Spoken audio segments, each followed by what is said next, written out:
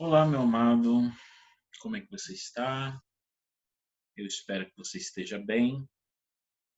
Gostaria de trazer uma palavra para sua edificação. Gostaria de ler dois textos. Um está lá no Evangelho de João. Vamos lá. Evangelho de João,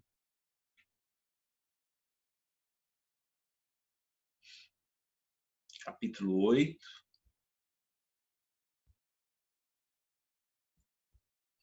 versículo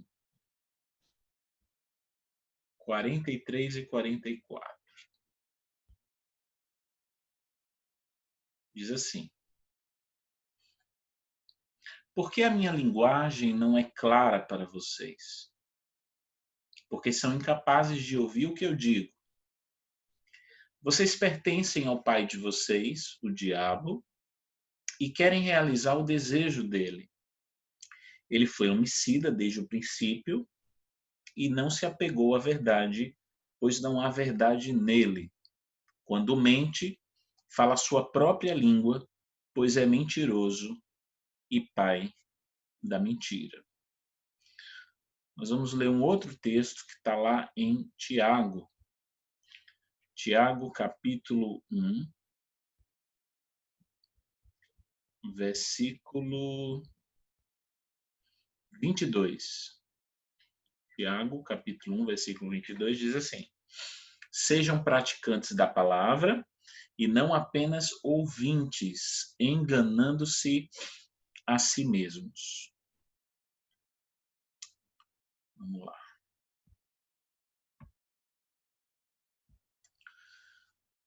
Meu amado, a gente acabou de ler dois textos. Um fala sobre a mentira e o outro fala sobre o engano, né?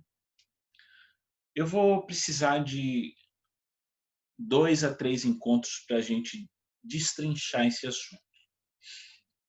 Mas eu acredito que você já sabe sobre o que eu gostaria de conversar com você. Então, um texto fala sobre a mentira e o outro fala sobre o engano. Existe uma diferença entre o engano e a mentira. Quando eu digo engano e auto-engano, eu estou querendo dizer que eu posso estar enganado e dar para você uma informação errada sem que eu tenha mentido para você. Por exemplo, você me pergunta onde fica a rua X e eu digo que fica a 2 quadras abaixo. E aí você desce as 2 quadras e quando chega lá, não é a rua X. E você pensa que eu menti para você, mas eu não menti. Na verdade, eu estava enganado. Então, engano é uma coisa, mentira é outra coisa, né? Mentira é o seguinte: eu sei que a rua X ela fica a 2 quadras acima, mas eu olhei para você, eu não gostei de você, eu não fui com sua cara e eu decidi fazer você andar mais. E de forma proposital eu menti para você dizendo que a rua X era a 2 quadras abaixo, né? Então, a gente precisa fazer uma diferença aí entre mentira e engano. Na mentira, existe um ato voluntário consciente. Já no engano existe um equívoco. Não é a mínima que a palavra é engano. Agora, a coisa complica quando a gente olha para a mentira acreditando que ela é verdade. Ou então, ah, quando a gente ouve a mentira e a gente acaba escolhendo tratar a mentira como se fosse a verdade, mas lá no fundo da gente a gente tem a certeza que é tudo mentira. A coisa complica também quando a gente está iludido. Será que você já se sentiu iludido por alguém? Mas quando eu falo de iludido, é uma ilusão que, se a gente fizesse um pouquinho de força, a gente ia conseguir escapar dessa mentira, mas a gente prefere acreditar como se ela fosse a verdade, porque no fundo, a gente não quer sair dessa ilusão, mesmo que tudo isso seja falso, né? A gente se auto-engana, né? Então eu posso começar essa nossa conversa fazendo uma pergunta para você. Será que você alguma vez já mentiu? Uma outra pergunta é: você já mentiu depois que aceitou Jesus como seu Senhor e Salvador? Uma pergunta pior do que essa é: você ainda mente? Então a primeira pergunta é mais leve. Você já mentiu alguma vez na vida? Depois a pergunta fica mais complicada. Você já mentiu depois que aceitou Jesus? E a terceira é a pior. Você ainda mente? Né? Meu amado, nunca esqueça disso. Todos os pecados são de ordem carnal. Mas o único pecado 100% diabólico é a mentira.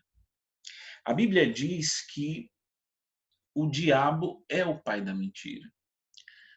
Quem mente se aliança com o diabo sem perceber. Por quê? Porque ele é o criador dessa prática. Por exemplo, para você entender melhor, a prostituição, de início, é só uma obra da carne do ser humano. Não tem a ação direta do diabo.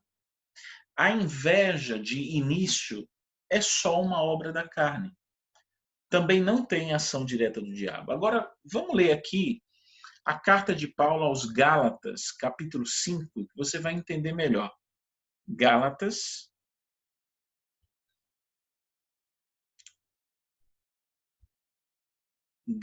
capítulo 5,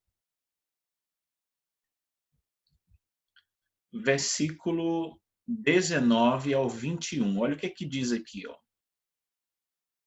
Diz assim: ora, as obras da carne são manifestas. Está falando de obras do diabo? Não. Está falando das obras da carne. As obras da carne são manifestas: imoralidade sexual, impureza e libertinagem, idolatria e feitiçaria, ódio, discórdia, ciúmes, ira, egoísmo, dissensões, facções e inveja, embriaguez, orgias e coisas semelhantes. Eu os advirto, como antes já os adverti, que os que praticam essas coisas não herdarão o reino de Deus. Então, vê lá. Pergunto a você, nesse texto que a gente leu, cadê a mentira? Cadê a mentira nas obras da carne? Não está. Porque ela se manifesta na nossa carne. Realmente, a gente mente com a nossa carne, mas toda a origem da mentira, diferente de outros pecados, ele começa na mente do diabo. Olha que coisa interessante. Toda a origem da mentira começa na mente do diabo. Qualquer mentirinha, por mais boba que seja, tem uma ação direta de Satanás na vida de qualquer pessoa. Qualquer mentira. Todos os outros pecados a gente pode chamar de carnais. Mas a mentira, meu amado, é um pecado diabólico, porque ele surgiu do diabo. É por isso que Jesus diz que o diabo é o pai da mentira. Então, qualquer mentira que você fala, existe uma conexão direta com o ser chamado diabo. Quando você fofoca sobre alguém, pode ser um ato apenas carnal. Quando você briga com alguém, pode ser um ato apenas carnal. Quando você pratica um pecado sexual, pode ser um ato apenas carnal. Mas quando você mente, nunca é um ato apenas carnal. É um ato carnal e diabólico. Qualquer mentira que você soltar. O único pecado, meus amados, que eu vejo uma influência diabólica inicial na vida de uma pessoa é a mentira. A gente, por exemplo, tem o registro do caso de Ananias e Safira, né? Lá em Atos, vamos dar uma olhadinha aqui, em Atos capítulo 5, versículo 3. Olha o que é que diz. Então perguntou Pedro: Ananias, como você permitiu que Satanás enchesse o seu coração a ponto de você mentir ao Espírito Santo e guardar para si uma parte do dinheiro que recebeu pela propriedade? Veja que é muito interessante que nas obras da carne a gente não vê a palavra mentira. Mas no caso aqui de Ananias, ligado ao diabo, existe o pecado mentira, né?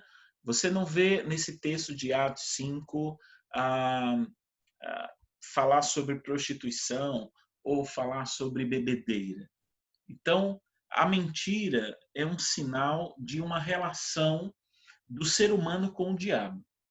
Mesmo que a pessoa não converse com esse ser diabo, a mentira ela cria uma conexão entre o ser humano e Satanás. Mesmo que você não se arrepie, mesmo que você não fique endemoniado, mesmo que você não veja vulto, mentir uma besteirinha já está num terreno de ação diabólica.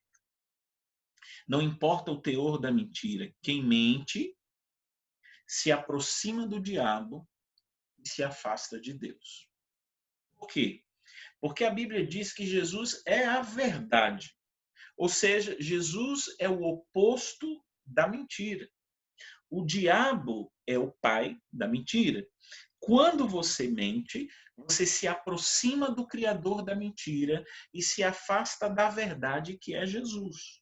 É por isso que a pessoa que mente, ela não consegue ter uma oração eficiente, porque dificilmente Deus vai ouvir a oração de um mentiroso. Porque o mentiroso automaticamente se afasta da verdade. A palavra de Deus diz lá em Tiago: achegai-vos a Deus, e ele se achegará a vós. Não tem como você se achegar a esse Deus que é verdadeiro praticando a mentira. Então, quando você ora e você tem a mentira como uma prática habitual, você está totalmente distante da pessoa para quem você está orando. A escuridão e a luz não podem ocupar o mesmo espaço, né? Quando a luz chega, ela expulsa a escuridão. Quando a escuridão chega, a luz vai embora. Quando você mente, a verdade se afasta. E a verdade é Jesus. E como toda oração só tem efeito quando é utilizada em nome de Jesus, então a oração da pessoa que mente não funciona. E tem mais.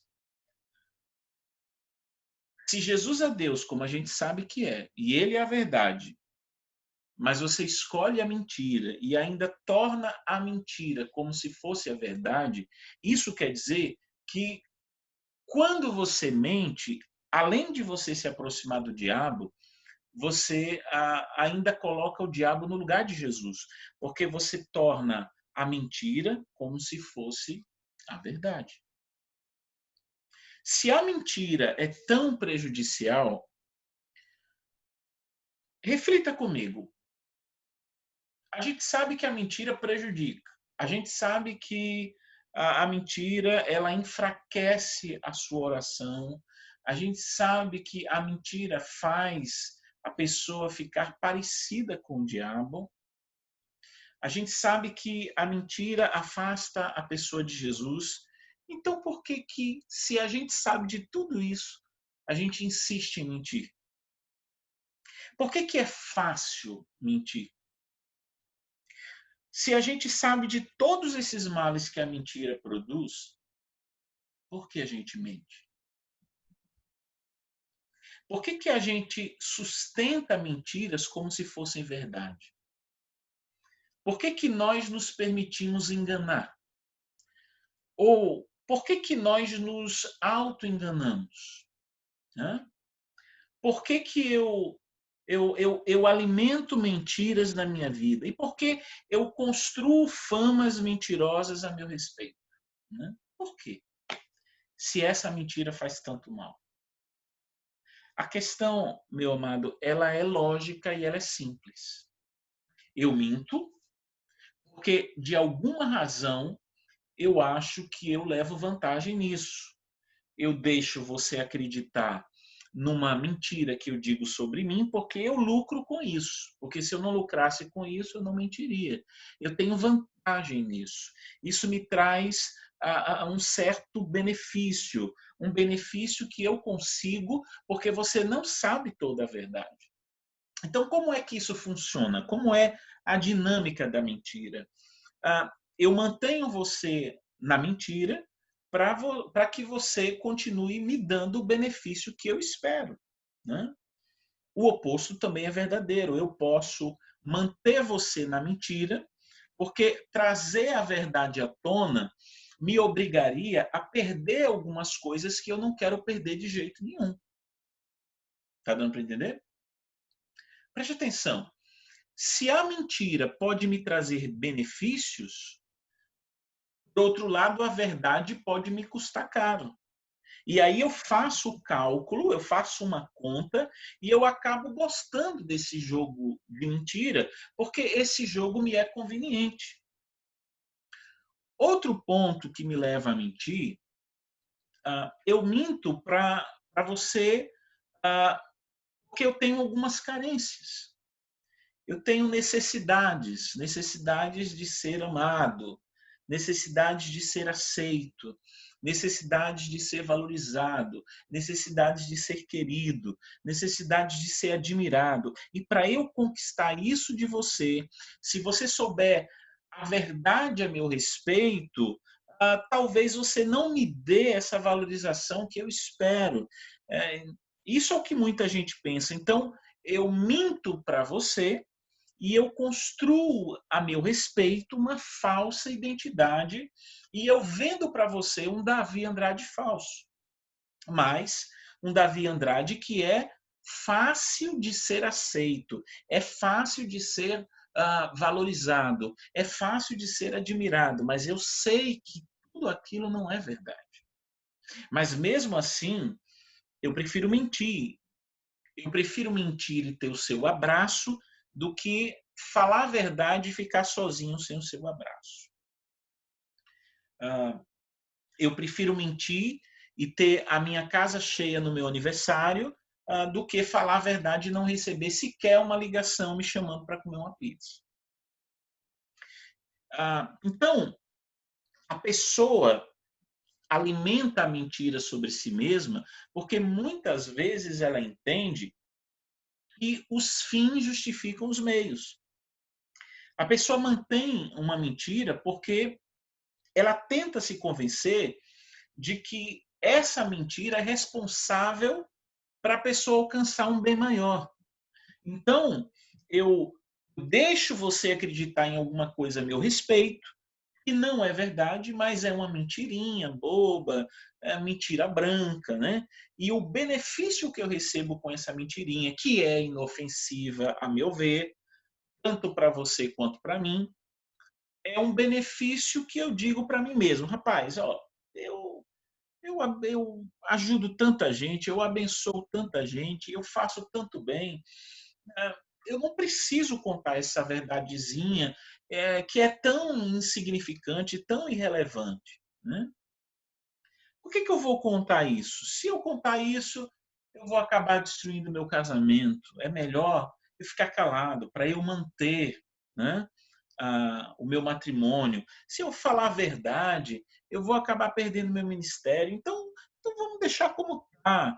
Vamos varrer essa mentirinha para debaixo do tapete, porque existe um bem maior a ser sustentado por uma mentira menor. E aí, sem a gente perceber, a gente vai vivendo uma vida dupla, né?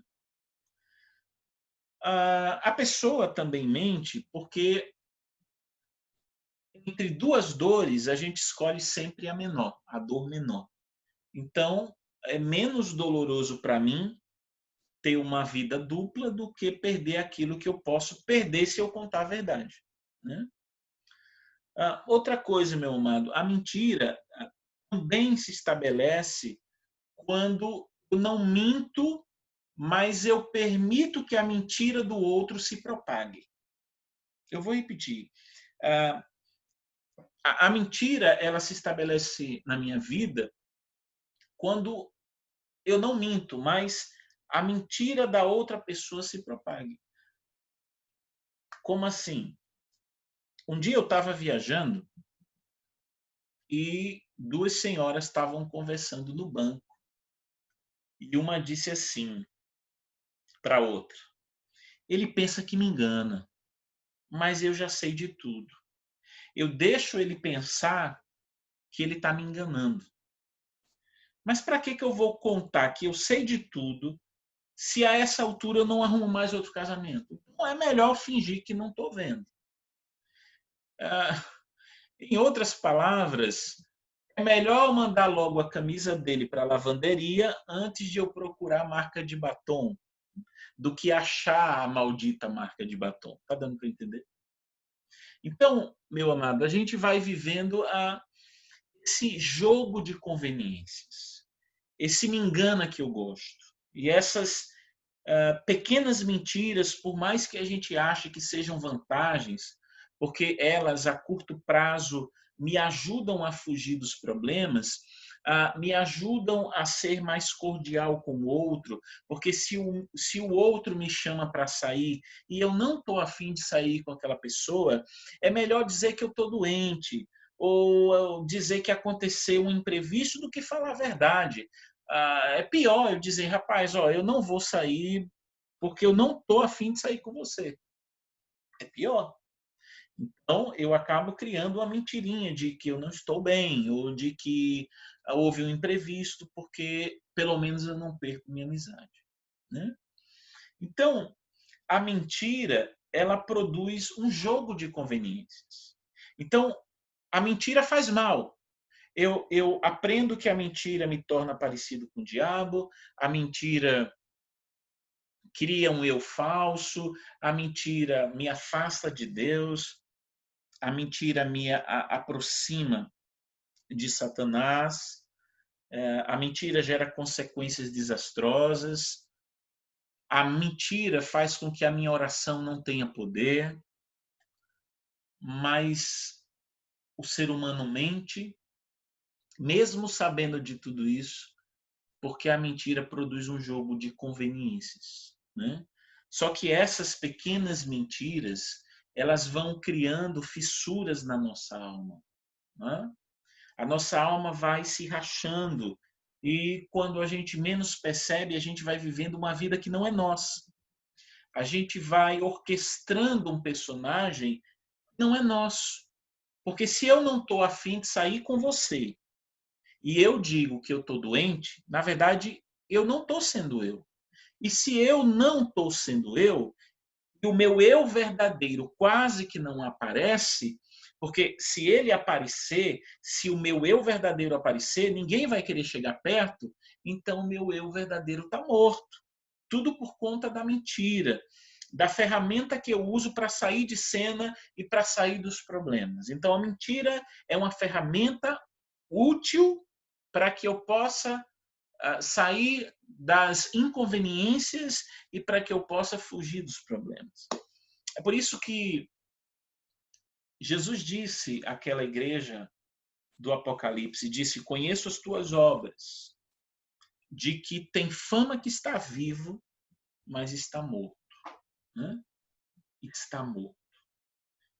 A fama é de que está vivo, mas está morto. O que é essa morte? Né? Essa morte, meu amado, é a desensibilização do ser humano. A pessoa que mente, ela com o tempo perde a sensibilidade. toda pessoa que tem o hábito de mentir, com o tempo, ela vai perdendo a sensibilidade. É por isso que ela mente e não está nem aí com o outro. Ela mente e não sente nem que mentiu. Ela mente e não sente o peso da consequência da mentira, porque ela está morta. Ela ela pegou o eu verdadeiro dela e ela amorteceu, mortificou o eu verdadeiro dela, e agora quem está vivo é o ser que a pessoa criou. Mas o eu verdadeiro está morto. É por isso que a pessoa fica insensível, porque morto não sente nada. O morto sente raiva? Não. Morto sente saudade? Não sente. Morto grita quando fica bravo? Não. Morto nem bravo fica. Morto nem beija com paixão, nem sem paixão ele beija. O morto é um morto. O morto é um ser totalmente desensibilizado. Né? Uma das maiores expressões da morte é uma coisa chamada indiferença. E é o que Jesus fala em Apocalipse. Né? Como assim, pastor? É porque você está morto para as pessoas, ah, para todas as pessoas para quem você mente, você está morto. E você está morto para as pessoas que mentem descaradamente para você e você deixa que essa pessoa continue mentindo. Então, quando tem mentira numa relação, está morto quem está mentindo, né? E está morto quem está recebendo a mentira, porque para quem você mente, você está morto. Mas as pessoas que ouvem essa mentira, elas acabam estando mortas para você, porque, na verdade, não é você que está se relacionando com as pessoas, é o ser que você criou. Então, você não sente o afeto dessas pessoas, o afeto verdadeiro, porque você está encenando, você criou um personagem. Né? A mentira ela vai criando um ambiente de morte, porque quando você mente, você apaga o seu eu verdadeiro para viver usando o personagem que você construiu. E no outro caso, quando alguém mente para você e você aceita conviver com essa mentira, você está se relacionando com o eu falso daquela pessoa. E a única coisa que sobra daquela pessoa é o físico dela. Porque o interior que ela apresenta para você, você sabe que é uma mentira, mas você torna aquela mentira numa aparente verdade. É por isso que existe a mentira, existe o engano e existe o auto-engano. Na mentira, você mente e você tem consciência do que você está fazendo. Você sabe que você está mentindo. No engano, você está enganado e você não tem culpa disso. Né? Alguém está te enganando. Né? E no auto-engano, você sabe que está sendo enganado, mas você prefere continuar sendo enganado para não perder a pessoa que te engana. Olha que coisa muito interessante. Veja, preste bastante atenção. Na mentira, você mente e você tem consciência que está mentindo. Né? Você tem a consciência. No engano, você está sendo enganado. E você não tem culpa disso. Agora, no auto-engano, você sabe que está sendo enganado, mas você prefere continuar sendo enganado para não perder a pessoa que está te enganando. Porque você já criou naquela relação uma escravidão afetiva, que você prefere conviver com aquela pessoa mentindo para você do que perdê-lo. Então, você, para conviver com a mentira, você tem que passar pelo processo de desensibilização. Aconteça o que acontecer, você não viu nada, você não percebeu nada, você não sente mais nada, porque é a única forma de você continuar se auto-enganando, e quem não sente nada, não vê nada e não percebe nada está morto. Então você prefere perder a sensibilidade e continuar convivendo com quem te engana. Então é morto quem mente e quem se auto-engana. E tem também uma outra coisinha chamada omissão, né? Alguns dizem que a omissão é a prima da mentira. Eu discordo. Na verdade, amados, a omissão é o que a gente usa para dizer que não mentiu. Rapaz, eu não menti, eu omiti, não é assim? Não, não, não, menti eu não menti, eu só omiti. Omissão é um nome chique que deram para mentira. É um nome chique que deram para mentira. Pense comigo, preste bastante atenção. Vamos pensar um pouco sobre omissão. Se você está omitindo algo para mim, é porque você prefere que eu não saiba. Então, a única diferença é porque eu não perguntei a você. Mas você sabe que se você me contar, eu não vou concordar. Então, você se omite. Isso é mentira. Porque não é porque eu não perguntei que você não tem que falar a verdade. Então, omissão é uma mentira. Então, a tolerância à mentira, meu amado, ela só faz mal. A tolerância à mentira, ela nos torna pessoas menos sensíveis. É menos sensível quem mente, porque ela não sente nem mais que está mentindo, e é menos sensível também quem se auto-engana, porque aceita conviver com aquele que mente, né? Então, resumindo, a mentira em qualquer situação, ela faz mal. Ela faz mal para quem mentiu, ela faz mal para quem foi enganado, ela faz mal para quem se auto-engana. Eu vou parar por aqui, mas na segunda parte dessa palavra, a gente vai continuar falando sobre esse tema. A gente já sabe que falar mentira é pecado. Só que eu faço uma outra pergunta.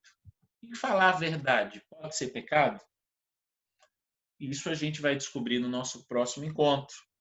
Eu espero que essa palavra de hoje ilumine a sua vida e você decida viver uma vida sem mentira. Pare de ficar olhando para o lado. Pare de ficar olhando para o erro do outro. Olhe para dentro. Se você vive uma vida de mentira, você pode decidir viver uma vida sem mentira, mesmo que algumas perdas sejam inevitáveis. Mas não há nada mais poderoso do que uma vida mergulhada na verdade. Que Deus te abençoe.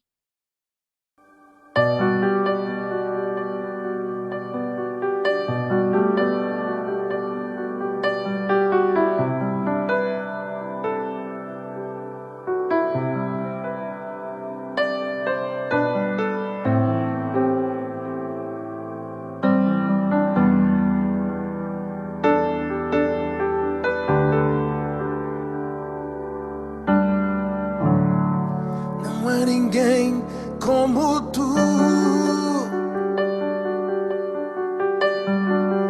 Não há ninguém como tu.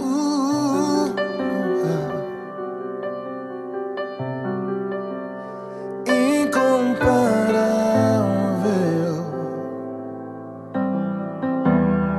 totalmente desejável. Jesus, não há ninguém como tu. Não, não,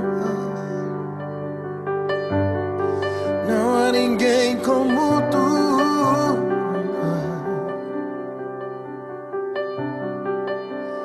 Incomparável,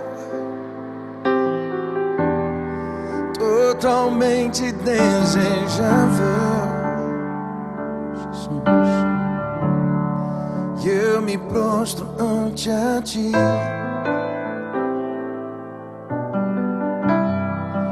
Me prostro diante de ti.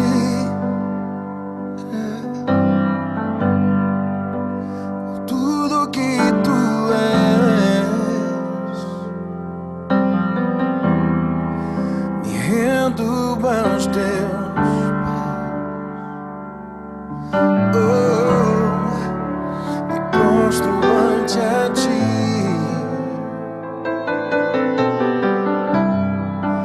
Me prostro diante de ti. Por tudo que tu és,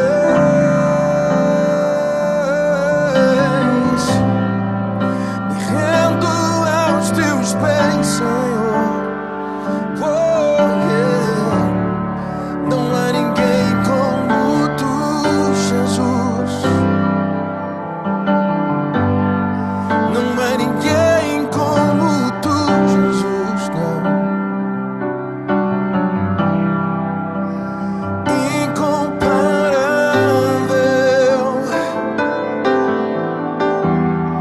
Totalmente desejável. Não há ninguém como tu, Senhor. Nada meu, não há ninguém como tu, Senhor.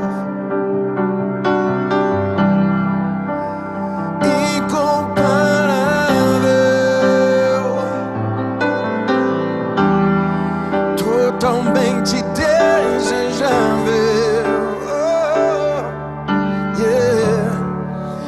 Me prostro ante a ti.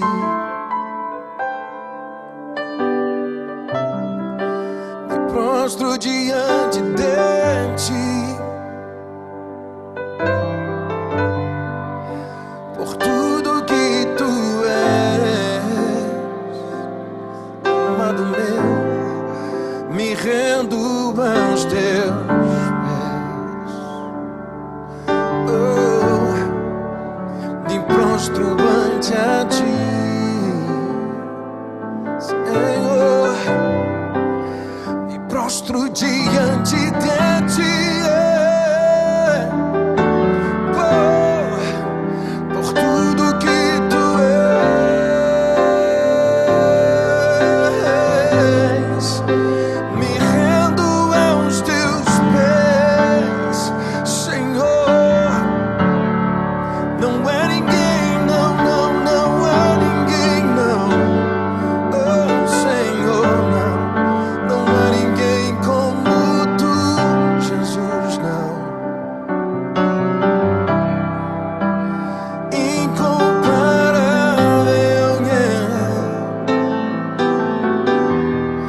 totalmente desejável, Senhor. Não há ninguém como tu, não, não, não há. Não há. Não há ninguém como tu, não há.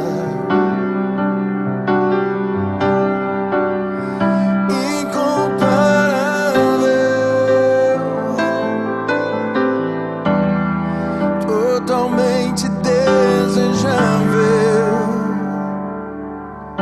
meu amado, meu tudo, Jesus. Meu amor maior, minha paixão, Jesus. Não há ninguém como tu, não há. Não há ninguém como tu, não há. Seu nome é Jesus.